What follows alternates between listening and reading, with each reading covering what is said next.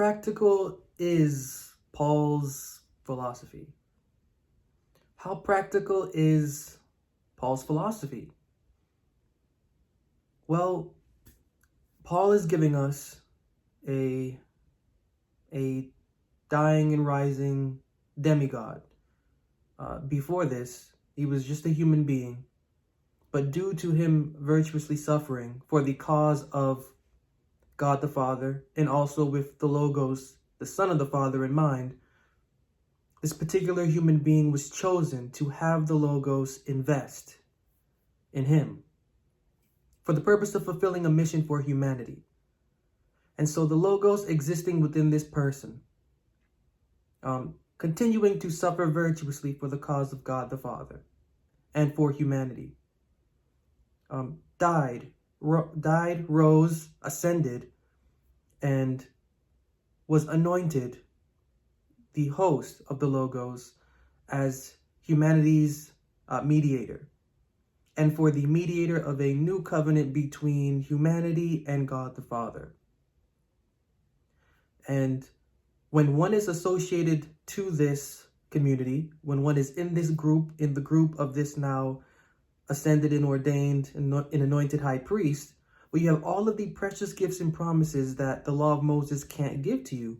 You have free automatic righteousness, you have free automatic pardon of sin, and you have free automatic reconciliation to God the Logos for the purpose of receiving the spirit of the Logos, that one may continue and remain in status with God the Father, to be connected to God the Father for the hope of the promise of resurrection, to forever dwell with God the Father at that appointed time.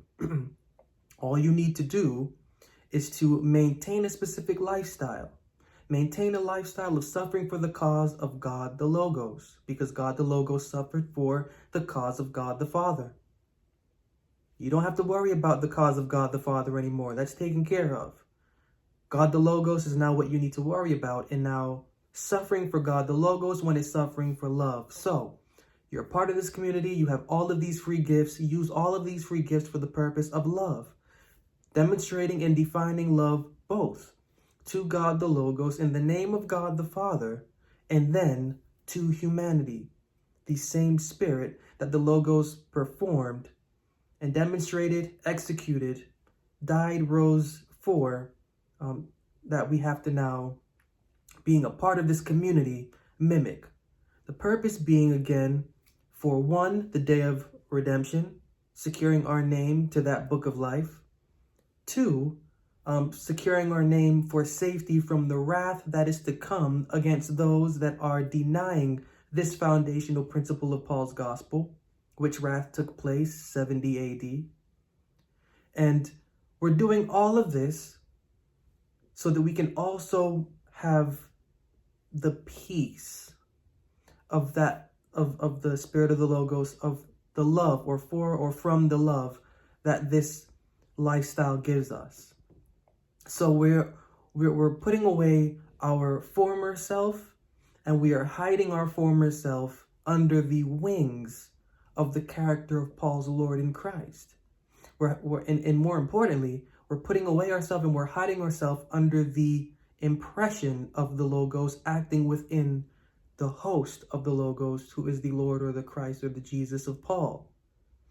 And so by doing this, it is then that we will learn virtue, by giving ourselves to love, by giving ourselves to an understanding of the kind of love that the Logos demonstrated, died, and resurrected for.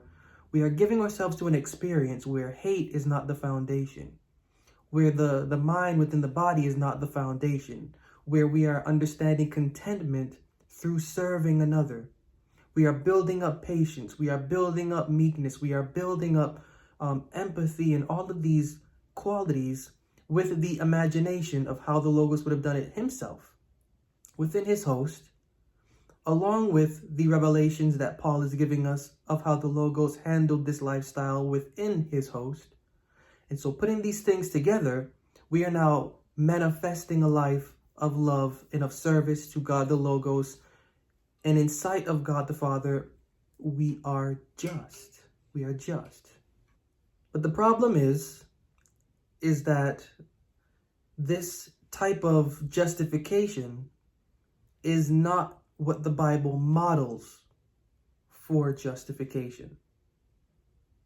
In Paul's theory, all are justified from natural human offense and from the conditions of that, receiving precious divine gifts and promises, being connected to the community of the now ascended high priest demigod, to live a lifestyle in which there is a continual turning away from that and a continual turning to the impression of the Logos. So it is the blood of this host of the Logos that when you can rely on it and when you can imagine or assume its impression upon you, you can then live a lifestyle with that impression as you're feeling it on you. And that's sort of the misguided nature of all of this, because because none of this is factual, none of this is supported by the Bible. All of this is theory that Paul is putting forth in essence through feeling. If you can feel this, then you have the safety prepared for you. If you can feel it, if you can live in that feeling, and if you can allow that feeling to motivate you to feel more and to do more, well, then that feeling will return back to you. And through that feeling, you will receive the kind of intelligent movement that you're looking for. You're going to receive the kind of spirituality that you're looking for. Issue with that is that is strictly human. That is a human spiritual or religious experience made to appear to be something abnormal or not human in a religious or spiritual experience type way. In essence, Paul's philosophy, it doesn't really heal you. It doesn't really heal me. It doesn't really heal the audience. It doesn't really heal the doer. You know, in the book of Hebrews, there's a lot of talk about, and correctly, that the philosophy of the religious law, or the law in and of itself, not strictly holding to Moses, but to any priest, minister, or pastor that would put forth anything handwritten to do for a service, never did anything right for the one that did them pertaining to the conscience. Hebrews 9. And this same sort of effect is the same effect that we do find through Paul's theory, because Paul's theory doesn't really affect the conscience. It doesn't really get to the root of the problem that is within the person wanting to turn to Paul's community. If you're turning to Paul's community, Paul is giving you a model to set your eyes on. He's giving you an idol. He's giving you an idol to worship that's not physical, but emotional and mental. Remember, there's a reason why in the Bible idolatry is not consented to, or you should not consent to it, because you remove yourself from the experience of looking at your own face. That's Bible experience. So Paul is, in a sense, hating or speaking against, and very right to do so, the philosophy of the religious law, but he is yet still giving a philosophy of a religious law. And as we have seen the breakdown of the philosophy of the religious law, the Bible calls this, the Code of Moses, the definition of sin. It's the definition of sin because it keeps the individual conversations, thoughts, and feelings in death. Death, not literal death. Death being of blindness of understanding or comprehending the character, not just of the living God's devotion, not just of the living God's devotional character, not just of the living God's wisdom, not just of the experience with that, but of one's own human and devotional self. Paul is giving the individual a theoretical idol to cast their eyes on. In the Bible, eyes mean understanding. And when once the eyes of the understanding are cast on that idol, well, self is no longer present. So you're forgetting about yourself and you're feeling on an idol, and you're continuing to feel, but in the background, we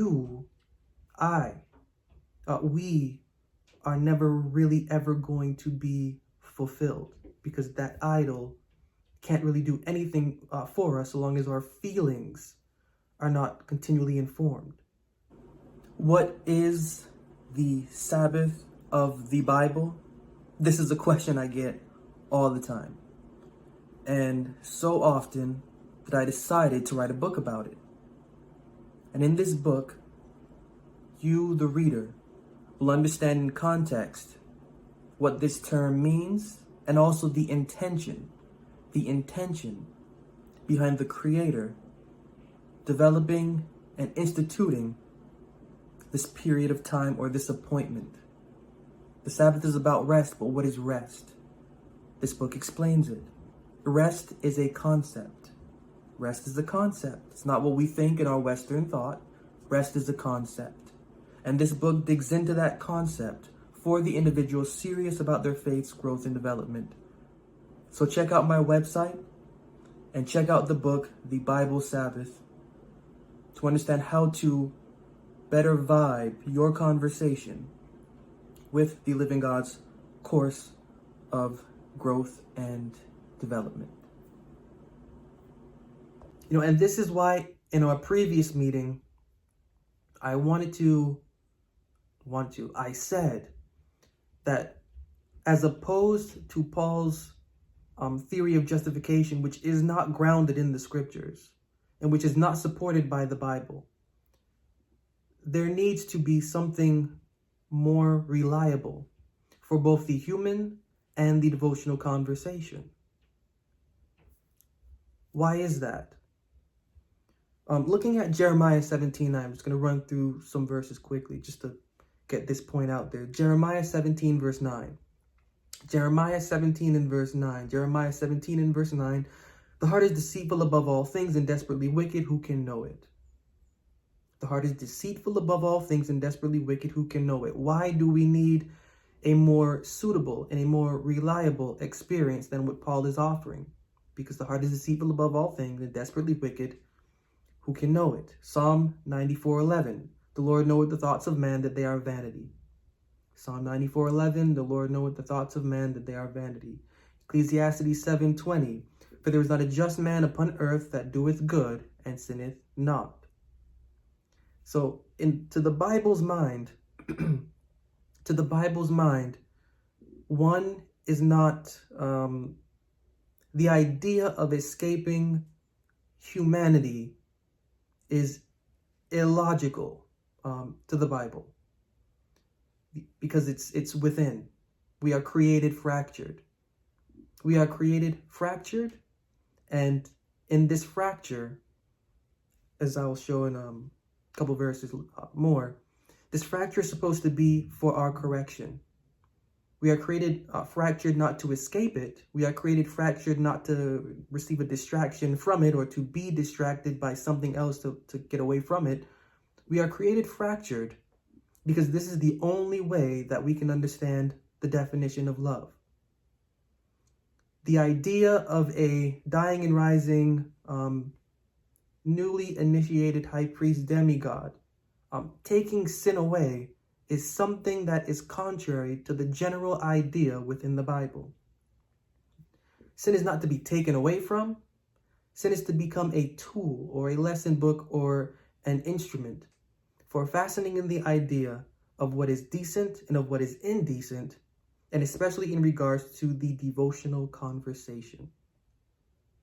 And there needs to be a more reliable or a more suitable way to handle this, because our human being needs to grow. There is no growth when you have the model of a demigod who has died and rose and who has prepared for you a very safe community for you to have all of these free gifts so that you can maintain a lifestyle to prepare your day for a later day, and then to save your day, to save yourself from another day of wrath, and for these continual things. The idea is an idea of escaping who you are and maintaining a sort of essence for what is to come. Bible doesn't operate that way. Bible operates right now. Bible philosophy, when it comes to the condition of the human being, doesn't look to the future, doesn't look to the past. You're here right now. You're here right now. And the issue is right now. You can look to the future and get distracted by the future and fail to understand where and who you are right now. Doing so, you'll miss the entire point of what is to be within you. So the Bible is grounded right here and right now. Paul's theory casts the eyes forward. And by doing so, you kind of lose sense of where you're supposed to be going if your mind is settled on a place of eternal whatever you imagine, when you're not, thinking about the requirements of the human being, and primarily the devotional conversation at this point in time. To get to that point, if that is your belief system, because by the time you do reach that time in that belief system of the future and you haven't prepared yourself in the present right now, there is no way that you're going to, be where you assume yourself to be. So that is a theoretical misgiving that Paul's philosophy really doesn't have the structure for and has left open. But the Bible doesn't do that. The Bible remains in the present, and in the present for the individual with themselves. And so in Paul's ideology and all of the ideologies that build off of what Paul is giving, you're actually running from yourself. You're running from yourself, and you're running to an idol. You're running to an idol. In the Bible's philosophy, you are not running from yourself to an idol. You're actually running to yourself. In the sense of the book of Proverbs, turning to the book of Proverbs 20 and 21. 20 verse 27.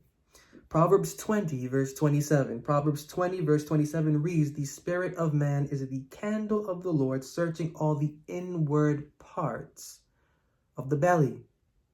So we need everything that Paul's theory is, casting out and upward. Well, we actually need that inward. That doesn't need to go anywhere and should not, according to the philosophy that is within the scriptures. And it should not, because there is something that is supposed to enter within to assist what is within. The spirit of man is the candle of the Lord. Imagine that. The spirit of man is the candle, searching the inward parts. Everything that we despise of ourselves, everything that we think we are not good enough for, everything that we imagine ourselves to be untrustworthy or a stain or a shame, whether to the people around us or to whatever divine eye we imagine is watching us, that's completely imaginary. It's imaginary because to the Bible's mind, that's your blessing. Bible's mind is weird. That's why I love it so much. That's your blessing. Instead of running from your shame, look at it.